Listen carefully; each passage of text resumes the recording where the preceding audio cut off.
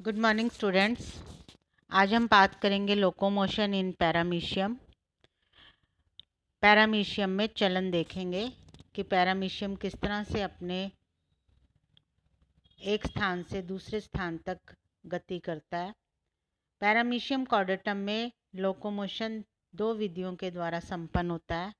पहली विधि का नाम है मेटाबोली और बॉडी कॉन्ट्रैक्शन और दूसरी विधि का नाम है सिलियरी लोकोमोशंस।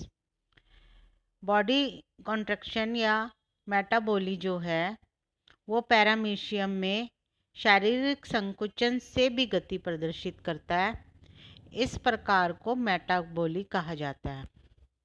प्राणी के शरीर में लचीलापन होने से अपनी देह को सिकोड़ कर नैरोअर देन इट्स बॉडी, अपनी देह को सिकोड़ कर संकरे मार्ग से निकल जाता है और फिर दोबारा से पुनः अपनी नॉर्मल शेप को ग्रहण कर लेता है।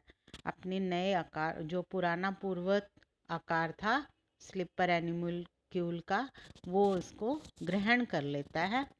ये जब पुनः पूर्ववत आकार ग्रहण करता है तो ये अपने टेम्परेरी चेंज को जब बॉडी में करता है, बॉडी शेप में करता है, इसी को हम मेटाबॉली के नाम से जानते हैं। इस प्रकार की गति में जो कोशिका द्रव्य होता है प्रोटोप्लाज्म, उसकी महत्वपूर्ण भूमिका होती है। तो ये है पहला हमने देखा मेटाबॉली, जिसमें अपनी बॉडी की शेप को चेंज करता है और संकरे रास्ते से बाहर निकलता है। दूसरी जो है वो सिलियरी लोकोमोशन के नाम से जानते हैं। सिलियरी लोकोमोशन जो होता है उसको सीलिया को हिंदी में पक्षांग के नाम से बोला जाता है। पैरामीशियम पक्षांगों की सहायता से गति करता है। इस प्रकार के चलन को सिलियरी मूवमेंट कहते हैं। पैरामीशियम में 10,000 से 14,000 पक्षांग पाए जाते हैं। ये 1500 माइक्रो या इससे अधिक माइक्रो प्रति सेकंड की चाल से गति करता है। पैरामीशियम जब चलन करता है तो अपने अक्ष पर घूमते हुए गति करता है।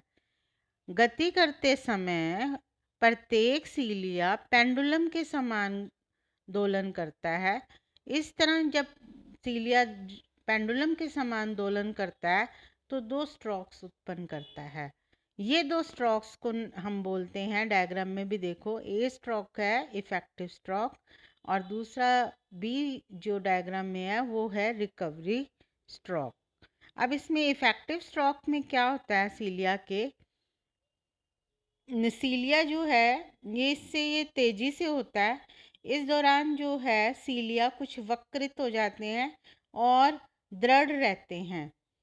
ये देखो वक्रित और दृढ़ हो जाते हैं और जल पर पतवार के समान स्ट्रोक करते हैं या आघात करते हैं।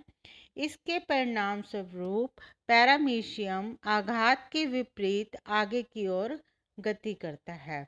जैसे यदि आपने कभी बोटिंग की हो तो बोटिंग या नाव चलाने के दौरान जो नाविक होता है वो पतवार को से पानी को पीछे की ओर खींचता है। उस वक्त वो पतवार पर पूरा प्रेशर डाल करके पानी को पीछे धकेलता है।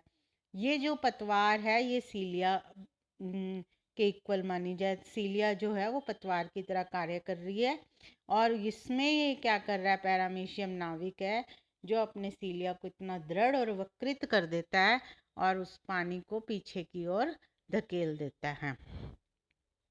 सेकेंड है रिकवरी स्ट्रोक, पुनः प्राप्ति आघात। प्रभावी आघात के बाद, इफेक्टिव स्ट्रोक के बाद में होता है ये, एवं इस दौरान पक्षांग पूर्णतः झुका रहता है, मतलब एकदम ढीला हो जाता है। यानी दोबारा से वो ताकत लाएगा, दोबारा से एनर्जी आएगी जिससे जल की लहर के साथ कम से कम प्रतिरोध उत्पन्न करे और जो सीलिया है अपनी पूर्व स्थिति में आ जाते हैं, फिर ढीले हो जाते हैं और फिर दोबारा से उसी तरह इफेक्टिव स्ट्रोक करते हैं। पैरामीशियम में सभी सीलिया जो है एक साथ गति नहीं करते हैं, गति करने के लिए स्वतंत्र भी नहीं होते हैं। एक लंबी पंक्ति में लगे हुए सीलिया इस प्रकार दोलन करते हैं कि आगे वाला सीलिया अपने पीछे वाले सीलिया से कुछ आगे होता है। इस प्रकार एक लंबी पंक्ति के सीलिया आगे से पीछे की ओर एक के बाद एक गति करते हैं। इसमें देखो ये गति किया, फिर उसके बाद नेक्स्ट किया, फिर नेक्स्ट किया, फिर नेक्स्ट। इससे इस प्रकार की गति को बोलेंगे अनुक्रमिक लय, या इंग्लिश में वो जानते हैं हम मेटाक्रोनल रिदम। तो ये देखो ये इफेक्टिव रिकवरी स्ट्रोक हो रहे हैं, और जब ये एक लय में चलेंगे तो उसको बोलेंगे मेटाक्रोनल रिदम। इसके विपरीत अगर एक लंबी पंक्ति के सभी पक्षांग एक साथ गति करते हैं तो उसको बोलेंगे सिंक्रोनल रिदम, और पूरा का पूरा ग्रुप करेगा तो वो सिंक्रोनल रिदम के नाम से जानते हैं। इसी के साथ साथ में इन सीलिया की जो कंट्रोलिंग अथॉरिटी है वो न्यूरोमोटर तंत्र होता है। न्यूरोमोटर तंत्र पाया जाता है इसमें, जो इन सीलिया की स्ट्रोक को नियंत्रित करता है। पैरामीशियम आगे की ओर गति करते समय सीधा गति नहीं करता है और अपने अक्ष पर घूमते हुए गति करता है, जिस प्रकार हम राइफल की गोली गति करती है। इस प्रकार की गति का कारण पैरामीशियम के शरीर के सीलिया ठीक पीछे की ओर दोलन न करना, कुछ दाहिनी ओर के तिरछे दोलन करना, और दूसरा ओरल ग्रूव के जो सीलियां हैं वो तिरछे और अधिक तेजी से गति करते हैं, जिससे पीछे की ओर गति करते समय पैरामीशियम एक सीधे मार्ग पर गति करता है। जो ओरल ग्रूव के सीलिया वो इसको टिल्ट कर देते हैं, और फिर कॉर्डल टफ्ट जो बनाते हैं सीलिया बड़े, वो इसको वापस सीधा करते हैं, और फिर वापस से ओरल ग्रूव के जो है सीलिया इसको, तो इस तरह ये सर्पिल पथ पे चलन करता हुआ पैरामीशियम दिखाई देता है। पैरामीशियम डायग्राम में लिखा हुआ है सब spiral path of the movement.